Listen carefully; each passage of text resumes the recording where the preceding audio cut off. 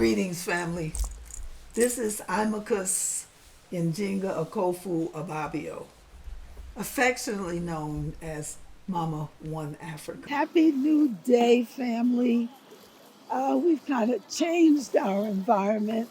Um, I beg your indulgence. I'm having a little problem with my throat, but I will be as clear as possible. Here I am in Gisenyi, about less than a mile away from the Congo border, and sitting here on the beach with the lake, with the water behind me. I am I am too happy with where I am.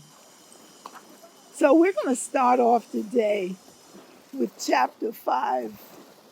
And chapter 5 says, "There is no place like home." Shortly after our arrival at the hotel, we were met with another problem. The hotel was demanding payment for the rooms, or they were going to evict us. Now what? I reasoned to myself. But what kind of foolishness was this?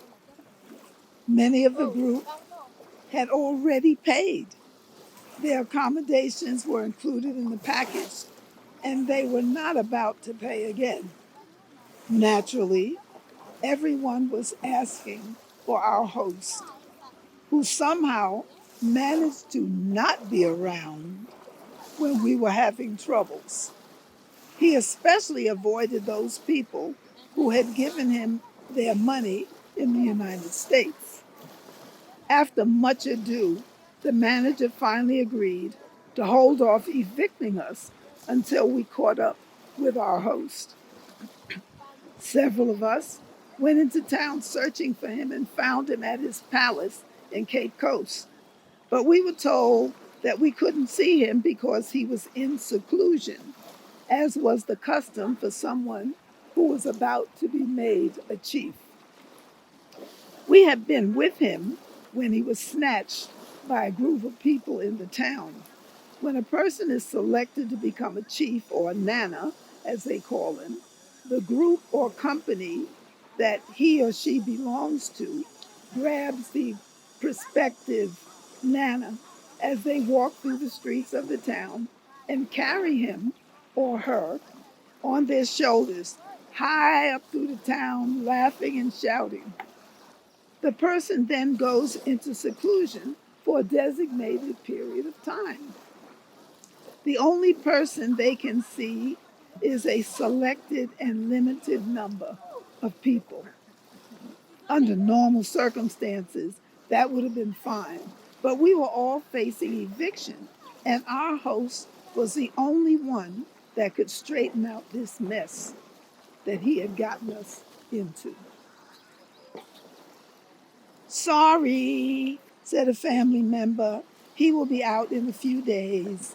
"Madame, we don't have a few days," I said patiently, adding my 2 cents worth.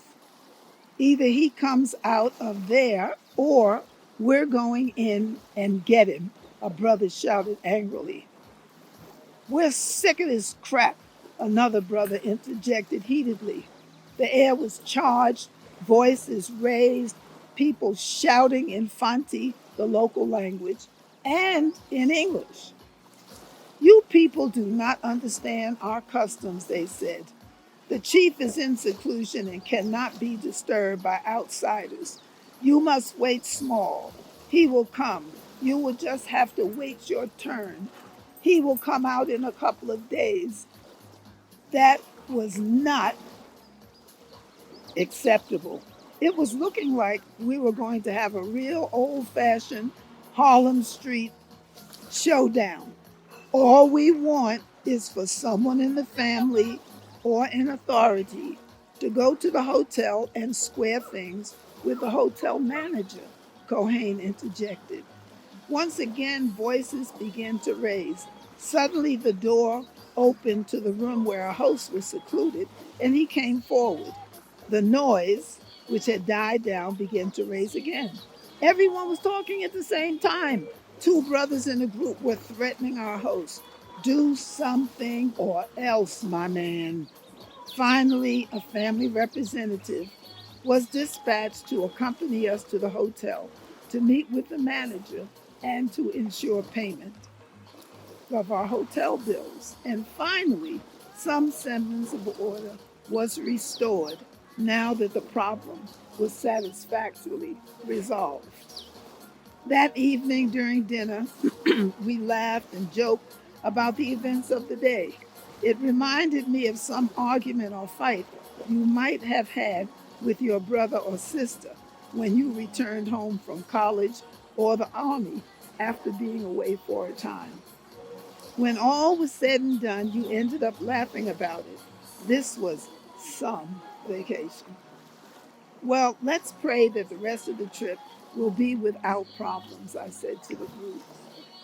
I wondered if other people had the same kind of problems when they visited Africa. We seemed to be going from one problem to another. But in spite of everything, everyone, or at least most of us, were still in a happy frame of mind, determined not to let anything or anyone get in the way of our blessings. That night before we retired, we had a unity circle outside of our room overlooking the Gulf of Guinea.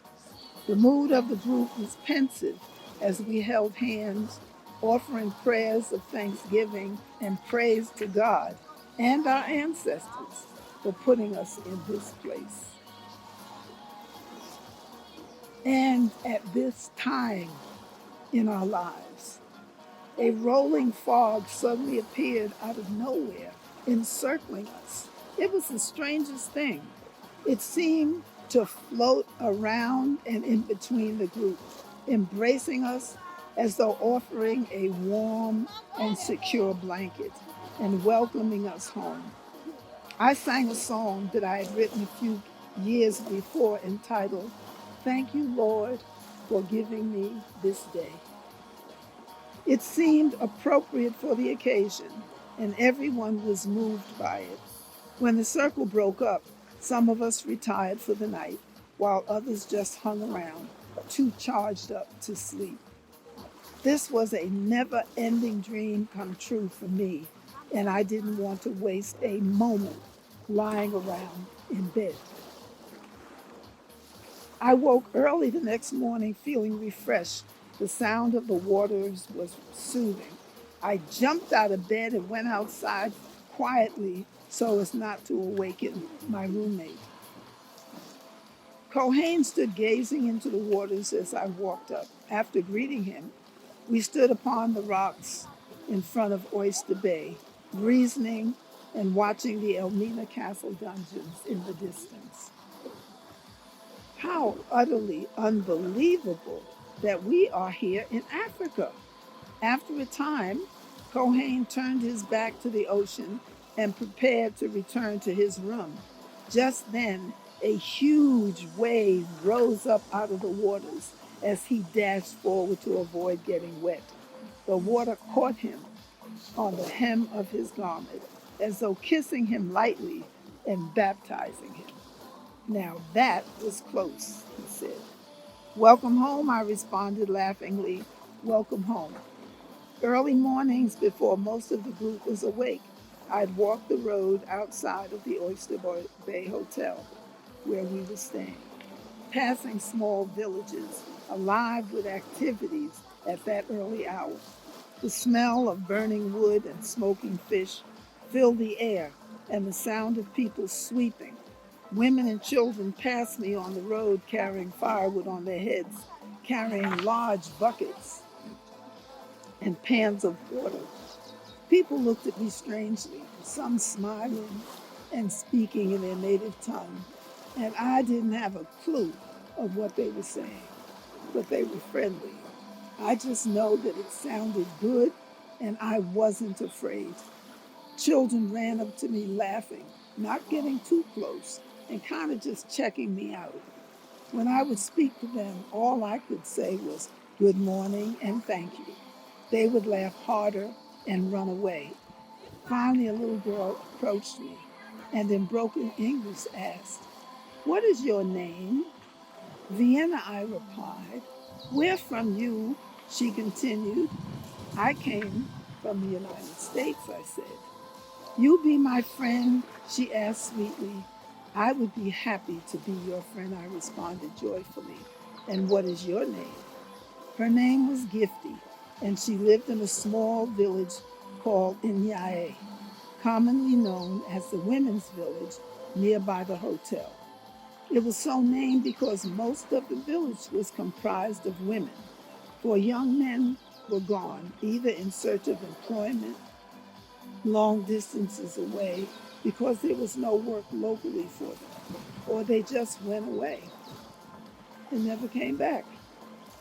The only men in the village were elders or the very young males, so the women were holding things together. Gi- Gifty offered me her hand and invited me to come to her house and meet her family. As we walked off the road into her compound, it was like being in another world. High walls made of coconut tree boughs surrounded the place. The earth had been cleanly swept. Children were playing and preparing themselves for school, washing themselves in small buckets of water. Goats and chickens roamed freely about. Occasionally, a dog barked. The houses were mud huts covered with thatched roofs, situated behind high braided coconut bough fences which surrounded individual family compounds. In Gifty's compound, there were at least 8 houses, a communal kitchen, and a large area where they smoked fish. There was also a large mud oven for baking bread. As we approached a rather large house, Gifty's mother met us. "Aquaba," she said, and called to a child to bring me a chair. Once I was seated, they offered me water, as is the custom. Consider that done, they then inquired, "What is your mission?" "What mission?" I said. "I just came in to say hello." Everyone laughed. "According to the custom, they asked your mission and if anyone was in pursuit of you. If you responded yes, then they would hide you. I like that custom." "That's good to know for the future," I said, "but no one is chasing me today," I laughed. I couldn't understand what was being said, but as Gifty interpreted how she met me and brought me home, they kept saying, "Oh, fine, oh, fine, oh, fine. You are so welcome." It was then that another woman appeared. Gifty introduced us. She said her name was Margaret, and she also wanted to be my friend. Suddenly, I froze. "Margaret?" I said in disbelief. "Is your name really Margaret?" "Yes," came the reply. "My name is Margaret Esham. I am Eve. My people come from the Volta region," she continued. I was in shock. I could not believe I was hearing correctly. What kind of sign is this? Here I was, over 7,000 miles from the Bronx, talking with Margaret again.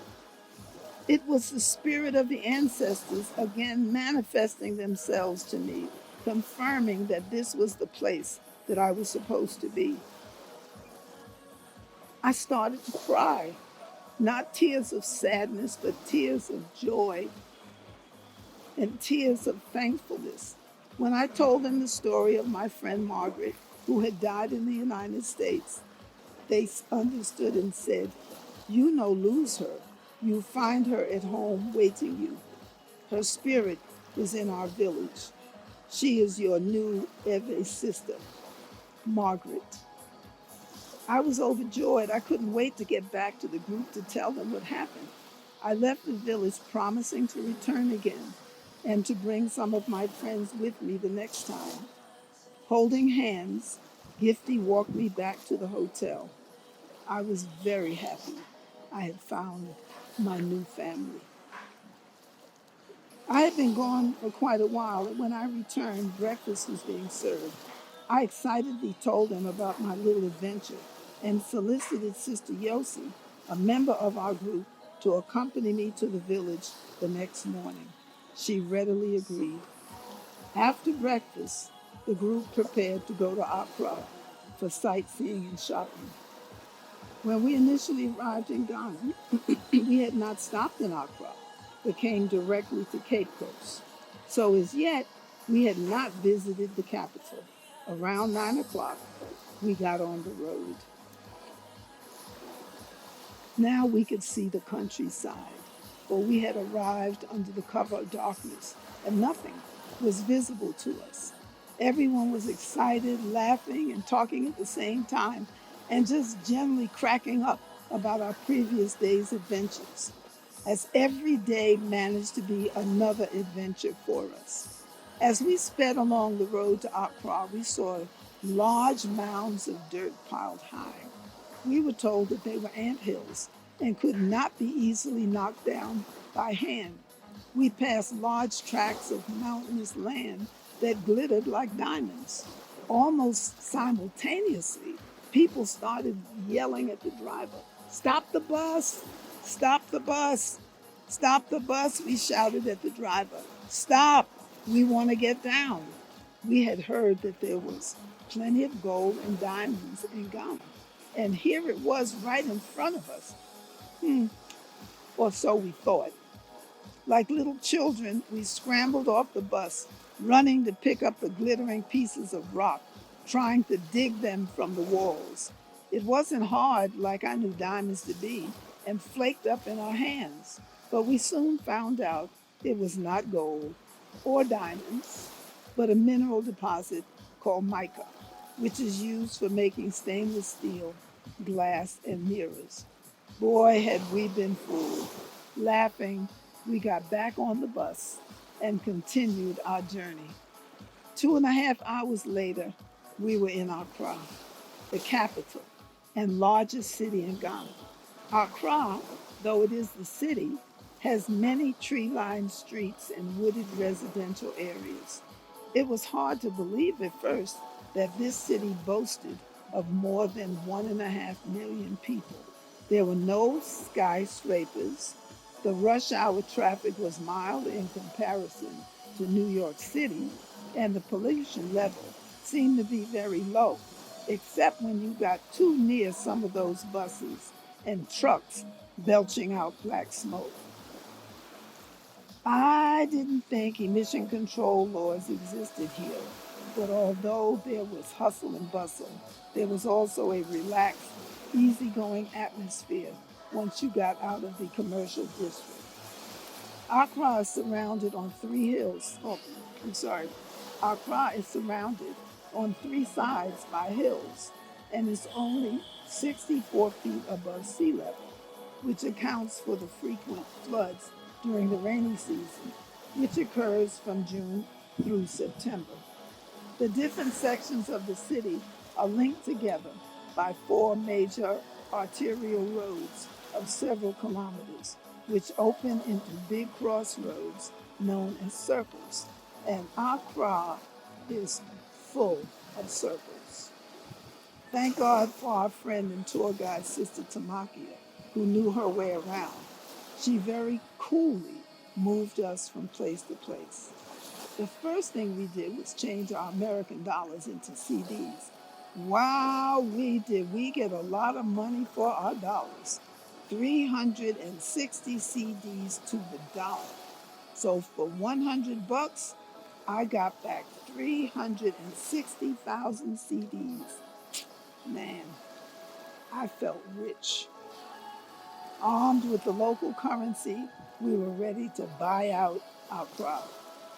Our first stop was the famous Makola Market that is spread out over several city blocks. There were plenty of people everywhere. Anything you wanted to buy was there. Hair products, hardware, food, beautiful multicolored cloth, cotton and brocade fabrics lined the walls of numerous stalls, and the activity was brisk. Very politely, we began making our way through the densely crowded market. Excuse me, please, I said. But that got me nothing but stared at, laughed at, fussed with, shoved around, pushed aside. I soon found out the best way to get along was to join in with the pushing and shoving to make your way through the masses of people to find what you wanted. Everywhere we stopped, people bartered and bartered. There was no set price for anything. Any price paid was based on the outcome of the agreement between you and the seller. They loved it if you paid whatever price they demanded, for the people looked at us as rich foreigners. The sooner you understood the concept of bartering, the better you could do. And I did not do too badly once I got the hang of things. Hard bartering was the name of the game. They even wanted to trade our t-shirts and other items that we had. Coming away slightly exhausted, but loaded down with beautiful materials, we left the market. That had been fun. Next, we visited the art center on High Street, where we met many other traders, trading in masks, dolls, drums, carvings, cane furniture, baskets, kente cloth, you name it, they were selling it, and we were having a ball. After purchasing and trading for some of the things I wanted, I returned to the bus worn out. As I sat there chilling out, some of the brothers returned to the bus, loaded down with everything from masks to marbles, and several of them were not wearing any shoes. "Hey, Zog, what happened to your shoes?" I asked. "Sister," he said, "I traded them. We had big fun." He and the other brothers were clowning, strutting up and down, showing off their purchases, and laughing like little boys. "Man, oh man, we got some good deals. I didn't know you could do it so good," Zar laughed. "Yeah," another brother cut in. "We even traded our sneakers for drums and carvings, but we had the help from an angel." This was the best shopping spree that any of us had ever been on.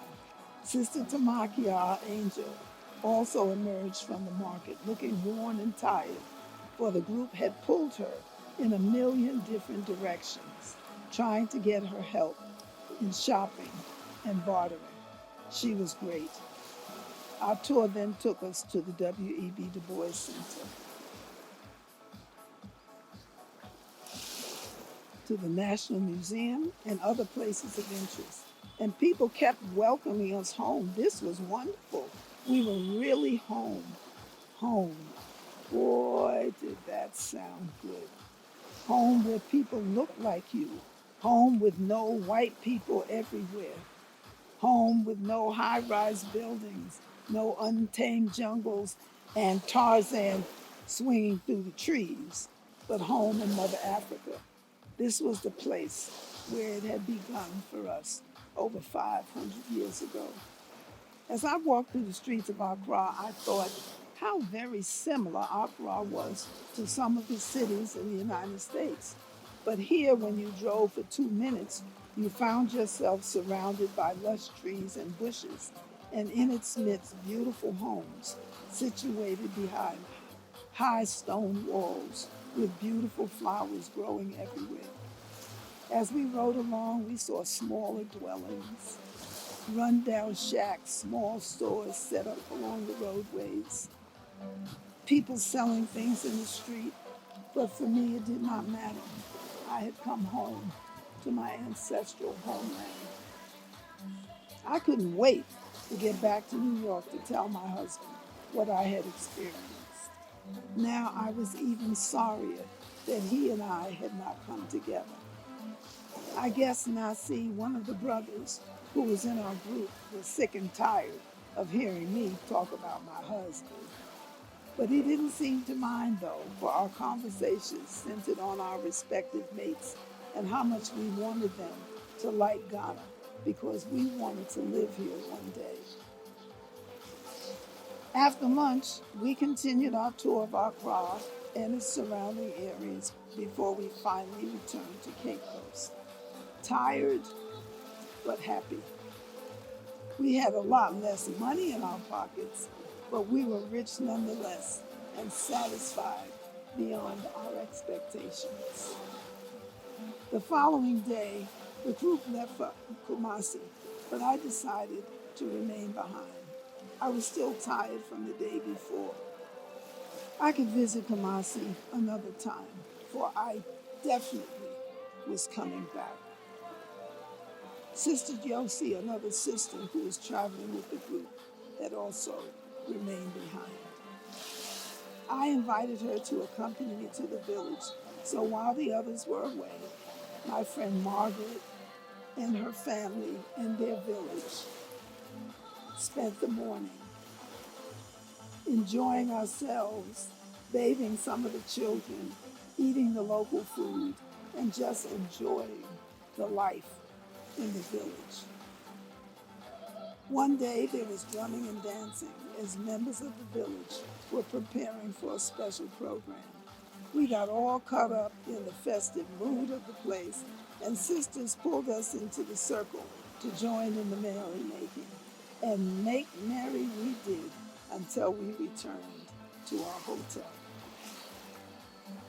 When the group returned from their trip to Kumasi, they had more adventure stories to tell, and I was even happier that I had followed my first mind and remained behind. As they described the almost 8-hour ride over some of the worst roads you could imagine, I couldn't help laughing. They had traveled on roads that made New York City potholes seem like skating on ice. In addition, they had been covered from head to toe with red dirt by the time they reached their destination, and their bodies were sore and bruised from being bounced and thrown around the bus. They had fun, but boy, had they suffered. However, they were still laughing.